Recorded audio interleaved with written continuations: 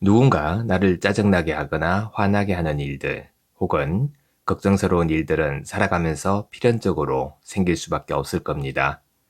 하지만 어떠한 상황에서도 내면의 평화로움을 유지할 수 있다면 정말 좋겠죠. 삶을 변화시키는 채널 Change My Life입니다. 오늘은 세계적으로 존경받는 영적 멘토인 웨인 다이어의 책 인생의 모든 문제에는 답이 있다에 나오는 메시지 중 하나를 소개해 드리겠습니다. 당신의 평화라는 두 단어는 성 프란치스코의 첫 번째 바람이며 가장 중요한 부분입니다. 신과 의식적으로 접촉할 때 당신은 평화가 됩니다.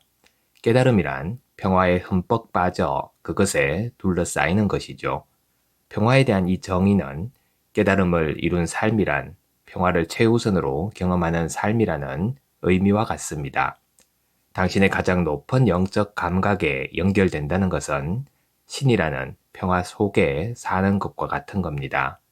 앞서 걸어간 위대한 성인들을 보면 그들은 우리와 뚜렷하게 다른 하나의 특징을 가지고 있습니다. 그들이 우리에게 준 것은 오직 평화였습니다. 평화란 무엇인가요? 평화는 우주의 창조적 지성이 겉으로 표현된 것이며 모든 사물에 깃들어 있는 겁니다. 평화는 창조의 완성입니다. 이것이 당신의 평화라는 말이 저에게 의미하는 바입니다. 평화는 항상 나와 연결된 무언가여서 평화가 존재하지 않는 곳은 없습니다. 문제가 존재한다는 환영에 빠질 때 저는 평화를 잃게 됩니다. 저희 친구 에드가 미첼은 아폴로 14호의 선장으로 달에 발을 디딘 6번째 인간입니다. 그는 우주선을 타고 달 주위를 돌면서 바라보니 지구가 자신의 엄지손톱으로 다 가려지더라고 하였습니다. 수백만 개의 별들이 완벽하게 조화를 이루며 전 속력으로 궤도를 도는 천체 속에서 그는 무한한 평화로움을 느끼며 우리 역시 우주의 일부분임을 깨달았다고 합니다. 그 평화로움이 바로 신의 존재감인 겁니다. 이러한 우주의 지적 평화 시스템, 즉 완벽한 조화는 우주를 이루는 각각의 별들 안에 존재합니다. 그 별 중의 하나인 지구는 물론 지구를 이루는 모든 개체와 공간들, 눈에 보이지 않는 생명체 하나하나에도 마찬가지입니다. 당신의 평화는 우주의 본질입니다. 이것은 신이 작동하는 모습입니다. 신이 놀고 있는 모습이죠. 이것은 무한한 사랑입니다. 여기에는 분노, 두려움, 탐욕, 악의, 시기 같은 것은 없습니다. 당신의 평화를 이해하게 되면 언제나 이용할 수 있는 평화라는 무한한 바다에 닿게 됩니다. 그것은 한 생각의 바깥에 있습니다. 그곳에는 문제가 존재하지 않습니다. 조화가 사물의 본질이라고 하였습니다. 그리고 사물은 눈에 보이지 않는 힘에 의해 완벽한 합일 상태로 존재한다고 하였죠. 그렇다면 당신은 이렇게 말할 겁니다. 나도 그 평화에 속하고 싶소. 왜냐하면 신의 평화에 맞서지 않고 그것과 조화되는 것은 나의 본성이기 때문이요. 당신의 내면 깊은 곳에서는 그토록 많은 문제들로 인해 평화가 불가능하다고 느낄 때조차도 평화가 자연스러운 상태라는 사실을 알고 있습니다. 평화를 느끼지 못하는 이유는 당신의 사고작용이 오류를 일으켰기 때문이죠. 당신을 평화에서 멀어지게 만드는 생각에는 이런 것들이 있습니다. 당신이 나와 조금만 더 비슷했더라면 이렇게 화를 내지 않을 텐데. 세상이 내 생각대로 조금만 움직여 주었더라면 나는 평화로울 수 있을 텐데. 그러나 사람들은 당신이 생각하는 대로 안 되고 세상 또한 마찬가지입니다. 사람들이나 세상은 지금처럼 있는 그대로의 상태일 뿐인 겁니다. 평화는 당신이 원하는 대로가 아니라 당신이 당신의 삶을 있는 그대로 대하도록 마음을 다시 훈련시킨 결과입니다. 너무나도 간단해 보이지만 이것이야말로 신의 평화를 실현하는 도구이자 비결인 겁니다. 저는 지금 당신에게 무관심하거나 무감각하라고 요청하는 것이 아닙니다.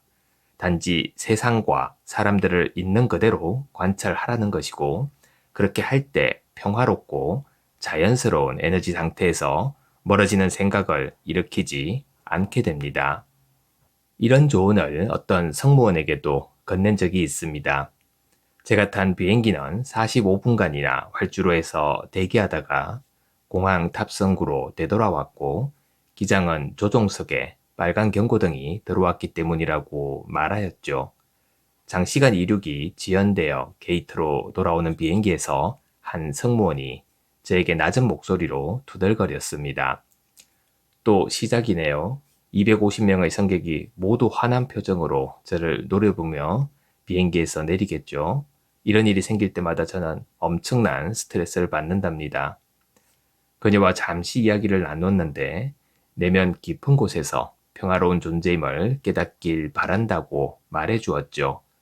저는 이 내면의 존재가 승무원복을 입고 있는 그녀의 몸처럼 골격 구조에 덮여 있다고 설명하였습니다. 평화의 마음 상태가 아닌 사람은 누구든지 당신의 참된 존재 영역에 들이지 마세요. 저는 그녀에게 이렇게 말하였습니다.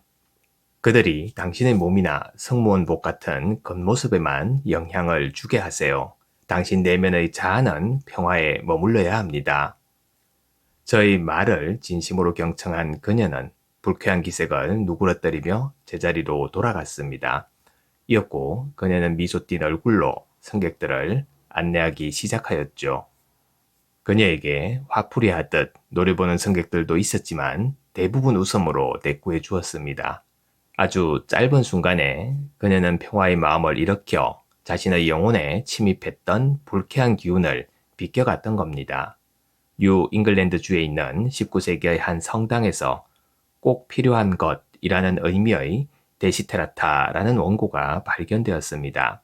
오래된 지혜를 담고 있는 이 원고에는 제가 지금도 기억하는 훌륭한 구절이 있었죠. 시끄럽고 공격적인 사람을 피하라. 그들은 당신의 영을 괴롭히는 존재들이니. 덧붙이자면 그들은 당신의 평화를 멀리 쫓아버립니다.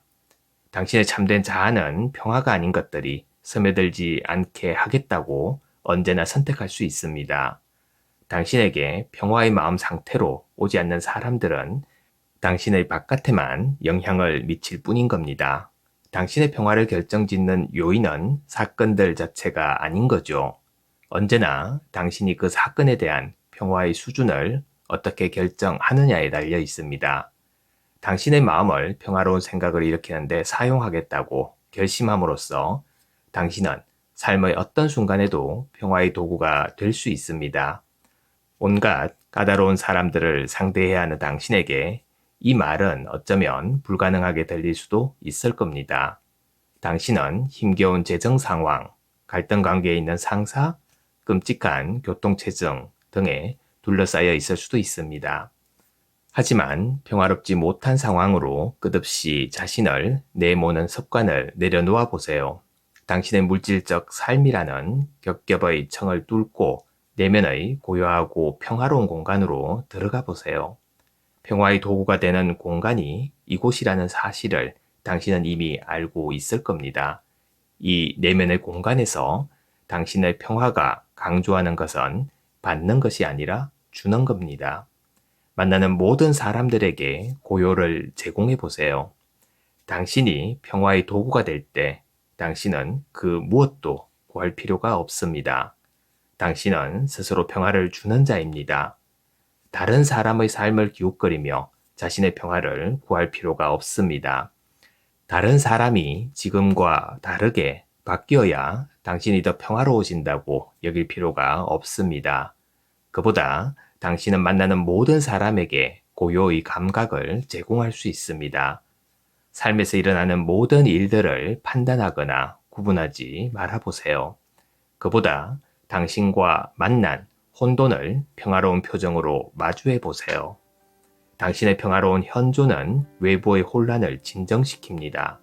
설령 혼란이 계속되더라도 당신에겐 평화로운 생각을 선택하거나 당면한 문제에서 조용히 빠져나올 자유가 있습니다. 내면의 평화 스위치를 올리는 간단한 방법이 있습니다. 저를 평화의 도구로 써주소서라는 기도문을 자주 떠올리고 엎조려 보는 겁니다. 우리는 바깥에서 다른 사람들에게 평화를 얻을 수 없으며 삶에 직면한 모든 상황에서 평화를 선택할 수 있을 뿐입니다. 이런 자각을 키워야 할 가장 중요한 순간은 사람들과 갈등의 한가운데 있을 때입니다. 즉, 상대가 시비를 걸고 불합리하게 굴어서 당신이 커다란 혼란에 빠졌다고 느낄 때인 겁니다. 이때 당신은 마음의 평화를 갖지 못하게 하는 외부의 힘을 비난하기 쉽습니다.